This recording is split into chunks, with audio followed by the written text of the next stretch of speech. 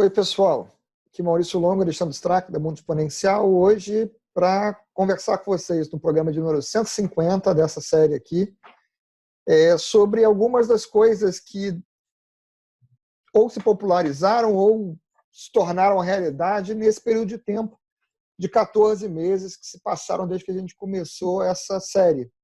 Então, Alexandre, foram 150 programas, ou seja, este é o de número 150 nessa série. No total, desde que nós dois começamos a gravar juntos, já tem mais de 180 programas. Se considerar as lives, temos quase 200. Temos quase 200, temos quase 200. Não podemos esquecer que acho que são 11. 11 lives, 33 digitalizando e 150. Está 194. 194. O canal tem bem mais de 200 já, porque já tem os vídeos do ano anterior, né? Uhum. Mas muita coisa aconteceu nesses meses aí e a gente vai passar por algumas delas para compartilhar com vocês aí, porque, afinal de contas, o que a gente fala o tempo todo é sobre como as coisas mudam rápido, né? Então, nada mais apropriado do que a gente falar sobre o que mudou nesses 14 meses, né? Essa foi a ideia, justamente para a gente poder exemplificar no nosso mundo real. Algumas dessas coisas estão próximas da gente, outras não, e óbvio que a gente não vai falar de todas as possibilidades de tudo que surgiu de novo, porque senão seria um programa de muitas horas de duração, e não é essa a nossa intenção. A gente vai trazer aqui umas 3 ou 4, 5 exemplos, talvez no máximo, de tecnologias que, ou como disse o Maurício, se popularizaram desde que a gente começou a fazer a série, ou surgiram nesse espaço de tempo e que nesse primeiro momento podem até, algumas delas parecerem um pouco mais caras, mas elas vão se baratear numa velocidade muito grande, porque essa é a tendência natural de novas tecnologias. Quando surgem, continuam se acelerando e rapidamente elas ficam muito mais acessíveis. Então é isso que a gente vai falar ao longo do programa de hoje. Acho que vai ser bastante divertido. Se você ainda não assinou o canal, clique aqui embaixo para assinar e marque o sininho para ser notificado quando saem novos vídeos. Se você está escutando o podcast e ainda não fez a sua assinatura, procure na sua plataforma de preferência para que você seja avisado quando forem lançados novos episódios. Se você gostar do que você vir e ouvir aqui, deixe o seu like, porque o feedback é interessante para nós. Bom, vamos começar por uma coisa simples, que não é uma tecnologia nova, mas que está se popularizando aqui no Brasil agora, que é o pagamento com QR Code, né? Eu tive na China em 2014 e ainda não tinha nada de pagamento com QR Code lá. E hoje, se você for na China, você só paga as coisas com QR Code. E está chegando aqui agora, né? Algumas pesquisas, quando a gente esteve se preparando para fazer esse programa, e eu tive buscando sobre essa questão do QR Code, tem uma pesquisa feita com o pessoal do varejo. Em 2018, não se falava praticamente de QR Code, e aqueles que diziam que isso podia vir a se tornar alguma coisa significativa estava na casa dos 3%. Em 2019, isso mudou completamente. A gente viu crescer. O primeiro semestre se falava, mas tinha poucos casos ainda. E no segundo semestre começaram a surgir os aplicativos permitindo pagamento com QR Code, alguns dos grandes bancos, né? Tem uma solução do Itaú. E eu acho que de todos esses, o mais popular é o das lojas americanas, que é o AME, que é o que a gente, pelo menos do ciclo com quem a gente tem conversado e para os locais onde a gente tem passado, é onde a gente tem visto maior adesão, porque não é só nas lojas americanas que você consegue pagar, você tem várias cafeterias, restaurantes e outros tipos de loja que já estão aceitando o mecanismo de pagamento por QR Code.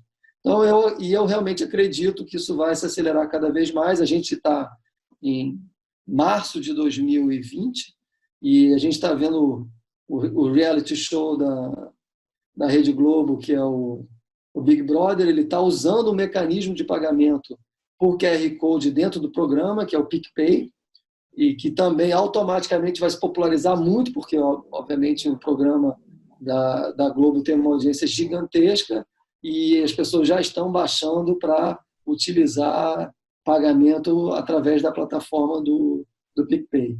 E a gente vai ver, acho que ao longo de 2020, isso se tornar uma realidade bastante significativa. Eu, particularmente, acho que é excelente a gente poder ter esse mecanismo. Eu acho que vai democratizar muitas coisas e vai facilitar a troca do pagamento e a mobilização, a movimentação de valores em algo que hoje é difícil, como, por exemplo, vendedores ambulantes no meio da rua. Isso você não consegue pagar a não ser com dinheiro. Com esse mecanismo vai ser muito mais fácil para eles, inclusive, funcionar, aceitar pagamento. Então, eu acho que vai ser algo que ainda vai crescer muito mais ao longo de 2020 e talvez aí nos próximos 3, 4 anos aconteça por aqui o que aconteceu na China, onde tudo vai parar. QR Code. Tudo é uma palavra muito forte, porque o país é muito grande e tem regiões onde talvez isso demore muito mais para chegar, mas nas grandes capitais, inevitavelmente, isso vai correr muito rápido, porque é muito prático.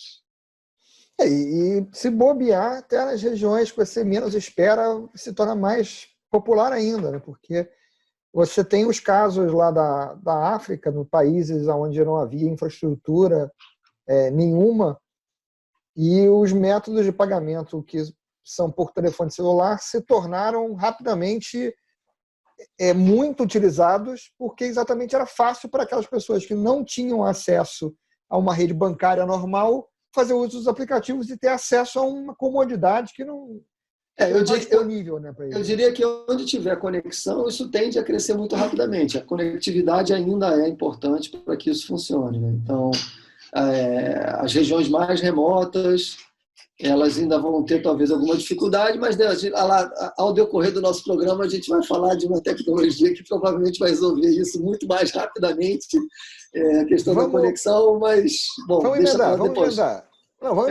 emendar que aproveita que a gente já está no embalo. Tem uma notícia que a gente estava lendo hoje, que ela é, de certa forma, engraçada, né? Que a SpaceX está produzindo satélites para o projeto Starlink dela, que é para dar acesso à internet no global, né, a baixo custo, internet de banda larga. Usando satélites de órbita baixa. Né? Isso. Mais rápido do que ela consegue lançar. E isso levando em consideração que ela está com uma média de tempo entre os lançamentos de 1,9 semanas, ou seja, a cada menos de 2 semanas ela faz um lançamento agora e ela está lançando 60 satélites cada vez. Só para colocar isso em contexto, de abril do ano passado, quando ela fez o primeiro lançamento de teste, para cá, já foram 300 satélites.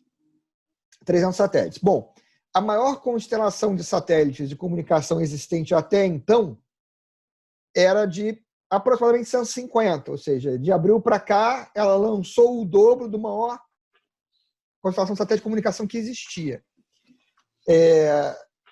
Agora, há um ritmo de 60 satélites novos a cada 2 semanas, né? A gente faz aqui uma conta rápida, seriam mais ou menos 120 por mês, faltam 10 meses para o final do ano, são 1.200 satélites novos até o final do ano, somados aos 300, a gente está falando de 1.500 satélites de comunicação. Claro, isso se o ritmo continuar sendo esse, como o ritmo vai acelerar, porque ela vai começar provavelmente a lançar mais rápido do que em 2 semanas, então se ela chegar a 1 semana, esse efeito ainda tem uma quantidade ainda maior.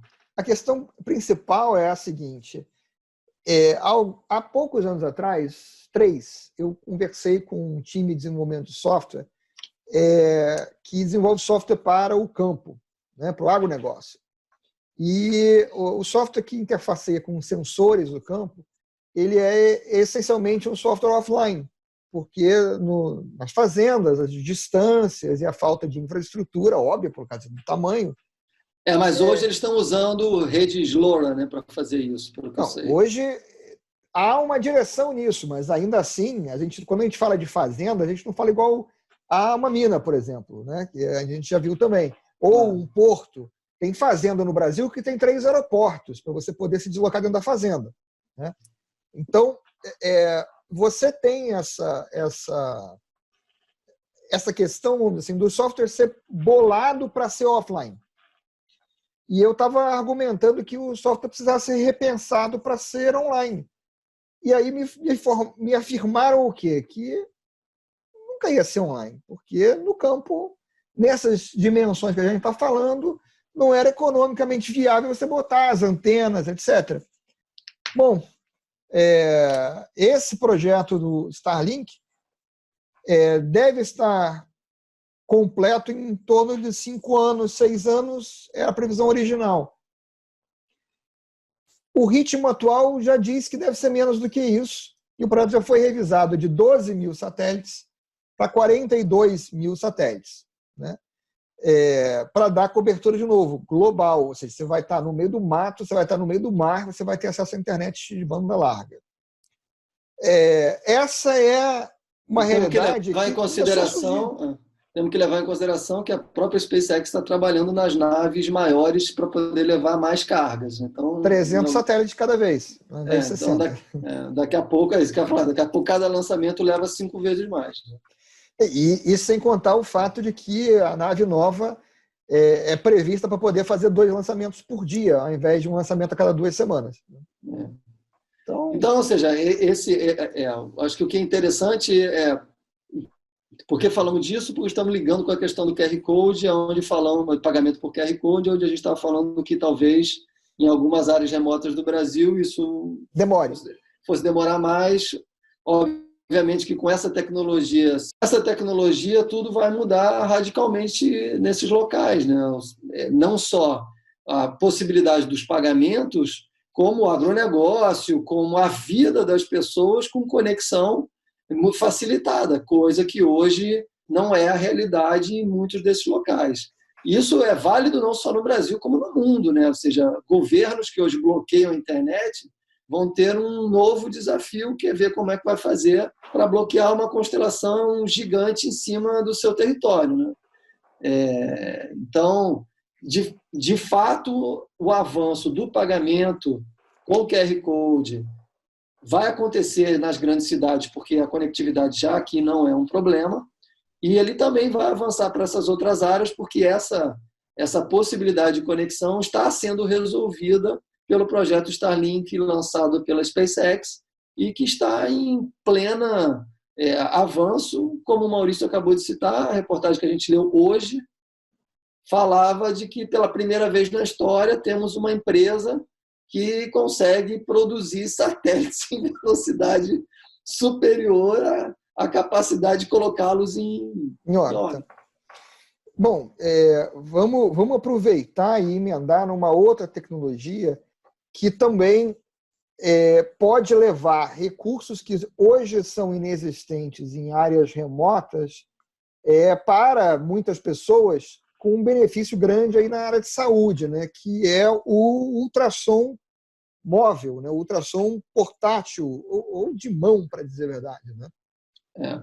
Que é, na verdade, um mecanismo de ultrassom ligado no telefone celular, ou seja, a visualização e o processamento pelo telefone, e o mecanismo de ultrassom fica ligado no telefone e usado, por exemplo, para fazer os pré-natais e os outros exames que hoje, em determinados locais do mundo, que são muitos, acreditem, não tem esse equipamento. Hoje, a empresa que oferta essa solução oferta o equipamento a $2.000, cerca de $2.000, $1.999, e mais um custo de assinatura de $35 por mês.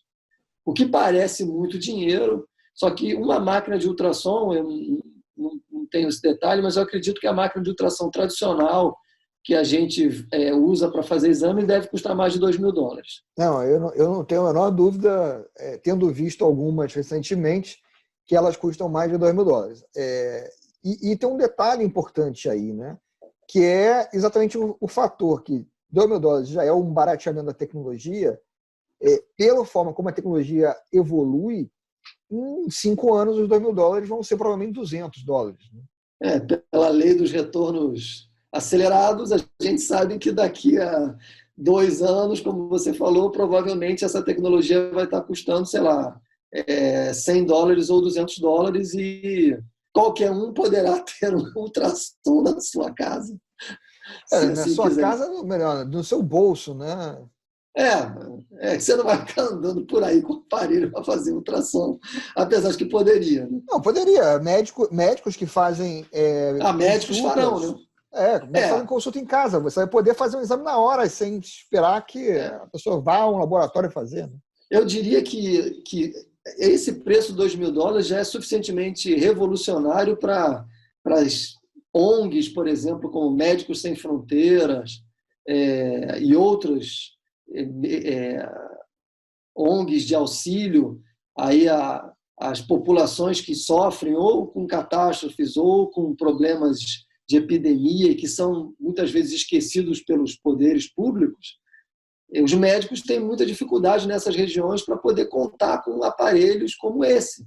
Isso agora desaparece, porque, na verdade, por $2.000 você leva um equipamento desse e um equipamento dá para atender aquela população ali com tranquilidade. Claro que se você levar mais, e obviamente ter 2 ou 3 não é anormal, vai resolver e vai melhorar a qualidade de vida de populações que ficam, infelizmente, submetidas à sorte. Né? Se não fossem essas instituições, essas ONGs, cuidarem dessas pessoas, a situação seria ainda pior. Então, é muito bom a gente saber que isso é algo que surgiu, e isso é, de fato, uma tecnologia que se viabilizou durante o ano de 2019 e que vai se acelerar gigantescamente nos próximos anos, e a gente vai poder ter esse tipo de dispositivo à nossa disposição, não só para os médicos, como nós, pessoas físicas, poderemos adquirir, se assim o desejarmos.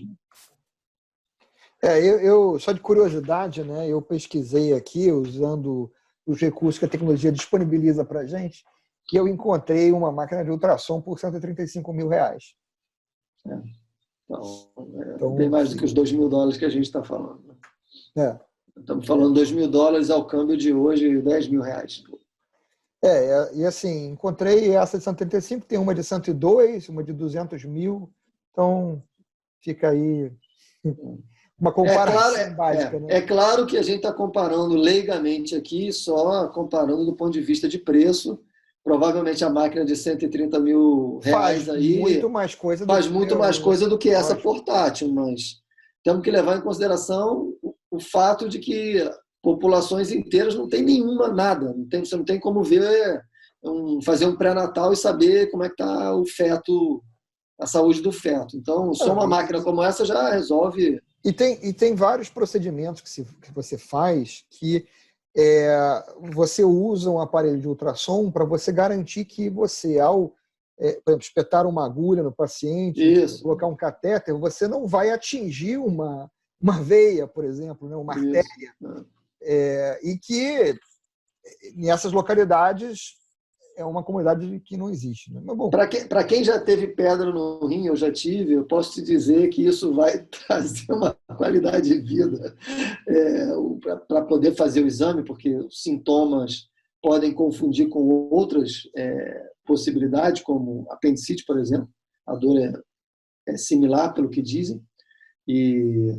Então, a pessoa que está sofrendo disso, você não poder ter um mecanismo como esse para certificar é terrível. E agora você vai ter essa possibilidade para dizer, cara, o que você tem é isso.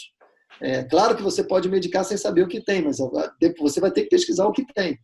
E essa é a grande dificuldade. Então, agora isso passa a ser um facilitador e resolve um problema significativo para a qualidade de vida das pessoas que necessitam. Bom, a gente tem mais alguma... Temos mais um que a gente não comentou, e esse eu acho que é muito legal a gente comentar, que é o Loft. Perfeito. O que nos chama a atenção falar do Loft?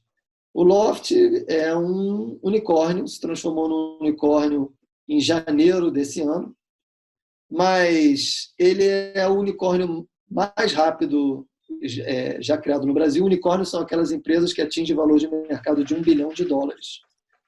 Não é $1 bilhão, é $1 bilhão, valor de mercado. Só que a Loft tem 16 meses de existência. Então, ou seja, em qualquer circunstância econômica, 16 meses para atingir $1 bilhão já é, por si só, muito pouco tempo. E no Brasil, até 5 anos atrás, se falava se algum dia o Brasil teria algum unicórnio. Nos últimos 2 anos, a gente tem aí uma quantidade de unicórnios aparecendo, e esse é um caso recente, é o primeiro de 2020, com um tempo de vida muito curto. E isso, obviamente, está totalmente alinhado não só com a questão da nova economia, onde essa é uma tendência, e se você pegar historicamente e ver o tempo que as empresas demoravam para atingir o valor de mercado de $1 bilhão, esse tempo vem diminuindo significativamente com a questão das startups, e agora esse fenômeno está se espalhando pelo mundo, e no Brasil você já vê empresas se transformando em bilionárias em termos de valor de mercado em um espaço muito curto de tempo. E esse fenômeno é literalmente um fenômeno exponencial de crescimento de valor, e que não há nenhuma indicação de que isso desacelere. Ao contrário, a tendência é acelerar cada vez mais. Vamos esclarecer também, para quem não conhece, a Loft é uma empresa que tem uma atividade que ela é muito física, né? Ela adquire, renova e vende imóveis, ou seja, uma coisa muito física, porém ela tem uma operação online, né? A forma como você vê os imóveis, como você interage com ela, uma forma que é da nova economia. E, obviamente, vamos dizer assim, esse tipo de crescimento ele só é possível exatamente quando você interage com as pessoas através desse tipo de mecanismo. Você não consegue atender pessoalmente e ir ali 1 a 1 no físico e conseguir chegar nesse tamanho de transação, né, de percepção de valor da empresa, sem você passar pelo digital, né? E tem vários, ou seja, nós conversamos aqui sobre pagamento digital, pagamento QR Code, mercado financeiro. Falamos de tecnologia de conectividade com Starlink. Falamos de tecnologia voltada para a saúde com um mecanismo de ultrassom. E agora estamos falando de uma empresa... Mercado imobiliário. E do mercado imobiliário. Demos 4 exemplos para a gente não ficar aqui falando horas e horas, mas nós pesquisamos várias outras, tem centenas de inovações que surgiram aí nesse espaço de tempo, e que algumas estão, digamos, em espaço ainda de irem aparecendo, porque estão no início das suas vidas em termos de transformar a nossa realidade, e outras já estão bastante avançadas e que são talvez mais específicas. A área de saúde tem muita coisa interessante, a área de realidade virtual e realidade aumentada tem muita tecnologia, muita coisa interessante também que aconteceu nesse espaço. E o que é legal é que a gente participou no início desse ano do podcast das nossas amigas Silvia Bassi e De Luca, e a Silvia tem uma frase que ela sempre fala ao final dos podcasts, que é: enquanto a gente estava por aqui, o mundo mudou mais um pouquinho, né? E a ideia da gente falar desse programa 150 era mostrar como, de fato, as coisas mudaram em apenas 14 meses. Trouxemos alguns desses exemplos que são significativos. O mundo, nesse meio tempo, mudou um montão, né? Nesse caso. Nesse caso, mudou um montão e não vai parar de mudar de fato. Então, o que a gente queria era aproveitar esse programa comemorativo de final zero, né, 150, para falar dessas questões que estão acontecendo o tempo todo, debaixo do nosso nariz e muitas delas nós estamos usando, como pagamento por QR Code, como a possibilidade de comprar um imóvel utilizando a plataforma do Loft. A gente hoje não usa a conectividade do Starlink, mas muito possivelmente usaremos em algumas circunstâncias das quais hoje a gente talvez nem considere, mas ela vai influenciar a nossa vida. E e a outra que, digamos, é um pouco mais distante de nós, porque estamos em grandes cidades e podemos hoje ter acesso a equipamentos tradicionais, mas que para outras populações isso é uma realidade bastante transformadora. Então, acho que era isso, né, Maurício? Isso. Deu para dar uma ideia para vocês de quanto as coisas estão mudando nesse tempo. E a gente, então, fica por aqui hoje. A gente vê vocês no próximo programa ou nos próximos 150 programas. Exatamente. Até lá, pessoal. Até lá.